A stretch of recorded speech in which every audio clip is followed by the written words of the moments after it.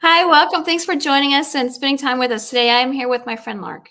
Now, I met Lark a while ago, and I hooked up her with again at Rejuvenate You back in March of this year. And she came up to me and she's like, "I have an idea for a retreat, and I'm calling it Money Transformation Retreat."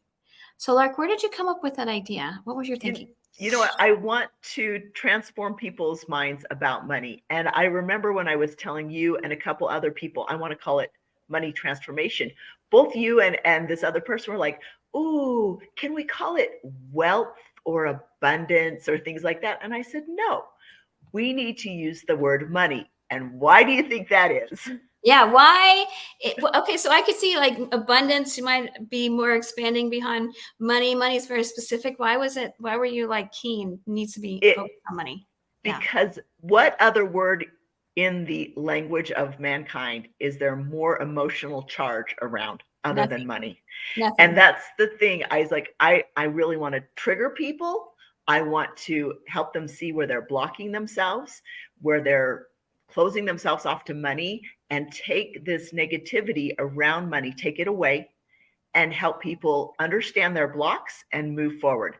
And I feel that I have a special gift. I finally embraced the odd gift, and that is when people talk to me specifically around money, I know intuitively where their blocks are, and it's so much fun. So, Okay, so when you say trigger, that's what stood out to me. I want to trigger people, and I know that's probably connected to your ability to see their blocks.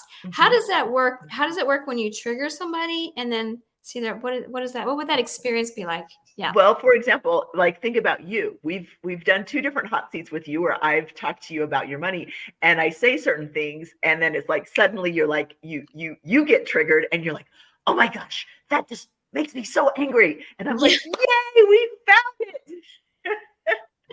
That's so what happened. That is totally what happened. You said something, and then all of a sudden I was like, "Roar!" It's like my head exploded, and I was like, "Oh!" Blah, blah, blah, blah, blah. And then there was like this torrential downpour of that was like, "This is what happened." Okay, Exactly, and then you're exactly. like, And "There it is." there it is. And then we talk through it, and we can talk about why it's not relevant anymore, why it's irrational, and things that you can do to move beyond that, right? Yes. Yep. Yes, because for me personally, it was like learning that I was living in not enough. And I think it's just like you say, when something is deep in your psyche or back, like I say, you can even say back in the closet, you don't see it. You don't realize it's there. And you're triggering people to bring it out into the light Yes, so they can exactly. see. So what experiences have you had where you've able to bring these things out into the light with others? What Well, it's kind of been so fun because I was at another retreat last year in 2022, yeah. and this was not my retreat. It wasn't about money, but the woman who was in charge was talking to me about some things, and she said, "Would you like to share your thoughts on money?" And I'm like, "Yes, yes, I would. I have so much to I thought you'd share." never ask. And for an hour, I just off the cuff started talking about these different money ideas that I had. Wow. And then I turned to her and I said, "Would you like to experience uh, having me look at your money triggers?" And she's in the hot seat at that point. She's in charge, and I'm hot seating her. And we talked about some things. She was Her goal was to have a new car in maybe 2 or 3 years out was her thought, because no way could she do it now. It wasn't in the plan. Blah blah blah. I was able to go through her money triggers, and 3 weeks later, she is driving her dream car. That's Okay. amazing. That's And amazing. but better than that, at the same retreat, I had an offline conversation with another woman who was also having this difficulty around purchasing a vehicle. 1 week later, she is in her dream truck. Okay. Wow. Wow. So it's happening. It's happening all over. It's just like, just give me 10 minutes. 10 minutes, 20 minutes. And so that's what we're doing at this retreat. There's 3 seats left. 3, my friends. Now you don't have to do it. If you're an introvert and you prefer not to do it, it's okay. You can decline, but we only have 3 left. 3 left. Yeah, 10 total. 7 are already gone. 7 are already claimed. So 3 are left. So if you something that you think you would love to get in on, I would say please sign up immediately so you don't miss out. Because once they're gone, we don't gosh, have time for anymore because yeah, you're doing your 5 modules of your money compass, yeah, which has transformed people's lives already just in the beta testing. yeah, And then I'm doing my money transformation presentation, right? right, On money triggers and how we classify, how we define things. My whole way of looking at the money and helping people is to change the way they think, like to have a radical transformation in their mind. And I feel like I qualify for this because I was born and raised in poverty. Seriously. Yeah. Like, I'm sure we qualified for every government subsidy, but my parents didn't even know. We didn't even have government subsidy because was it like a generational thing, like your parents grew up that way, and in some ways, yes, the same kind of mindset, right? Yeah. And it just perpetuated. And so as a young child, I decided that my kids would not have socks and underwear with holes in them. They would have a stable environment. They would have food on the table, honestly. Yeah. I realized something not too long ago. Why do I have so much food squirreled away in different places in my house? It's because I grew up without food, like having access to food on a consistent basis. And I realized, yes. Yep, I realized that. I'm like, oh, I need to be more attentive. I don't need to have food squirreled away in every single cupboard, right? But apparently that was a thing. And so I was able to identify with that. But for me, studying money, I love it.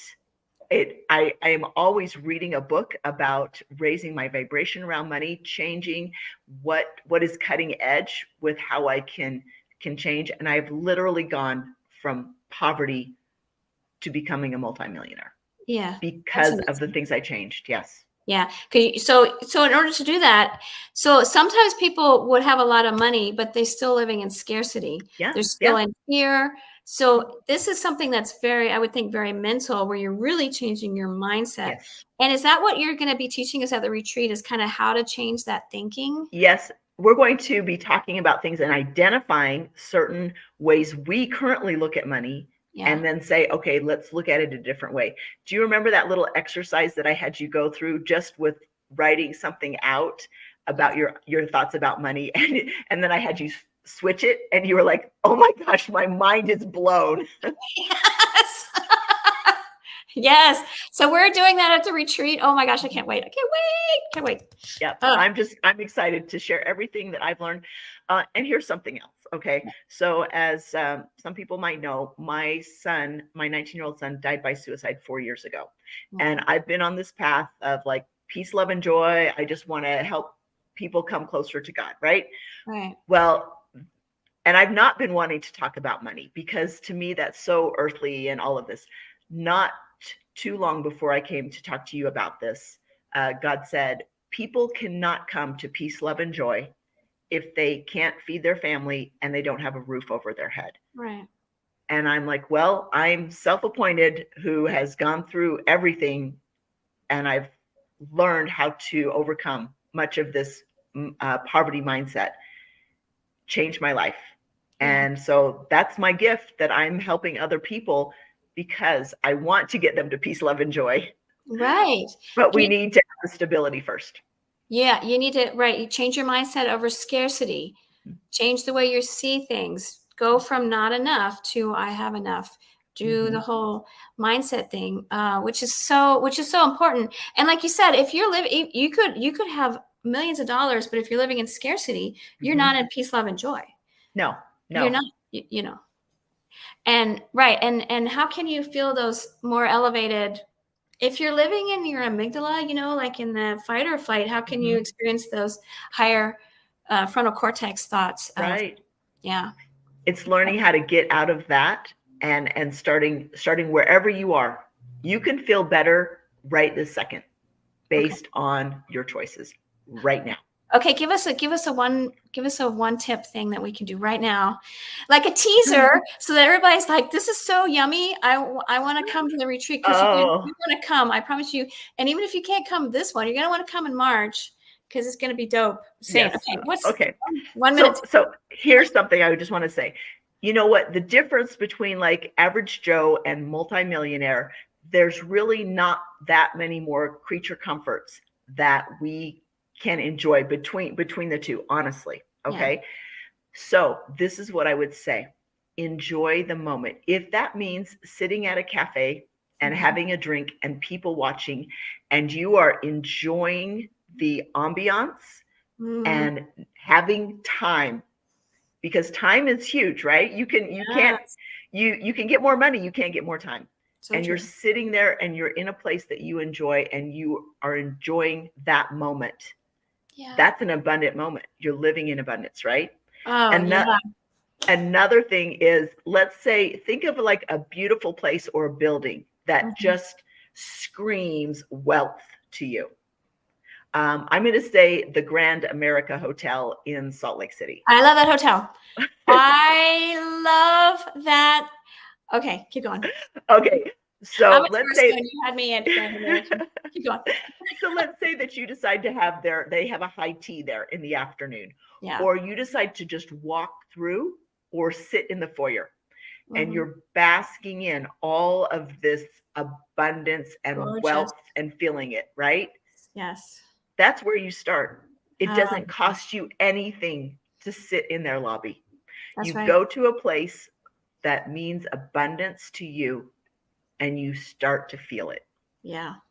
Oh, love, love, love. I love that. Just being in that present moment, being in right now. Mm-hmm. You and I talked about this. I just want to say one of our intentions for this retreat is that for everybody who comes is that they are living in the present moment in abundance. That's why we wanted a really, really nice place. And and this lodge is gorgeous. It's on Bear Lake. No, Gorgeous. it's just so you know, it's not Bear Lake. It's in Garland, Utah, but there is a lake there. So we're Okay. not going all the way up to Bear Lake. Okay. Okay. All right. Garland, Utah. I'm glad you said that. So okay, so that's important to know. Yes. All right. So that's from me. That's from Texas. That didn't know the difference. Anyway, make that distinction. Okay, so Garland, Texas. But it's called Bear Hollow Lake. That's probably what Bear Hollow. Yes, that maybe. Yes, Bear Hollow. Yes. Okay. All right. So it's beautiful, Bear Hollow Lake with a beautiful lodge in Garland, Utah. Yes. Much warmer than Bear Lake. So we're not at that high. So. Kathy's going to Bear Lake. I'm going to Bear Hollow. No, Kathy's from the south. Kathy's going where it's warm. Okay. So anyway, we would love to see you and hang out in this high vibe money vibration. Change your vibration. We're happy to do that. We're so excited. Yes. Wonderful. Wonderful. We'll see you there.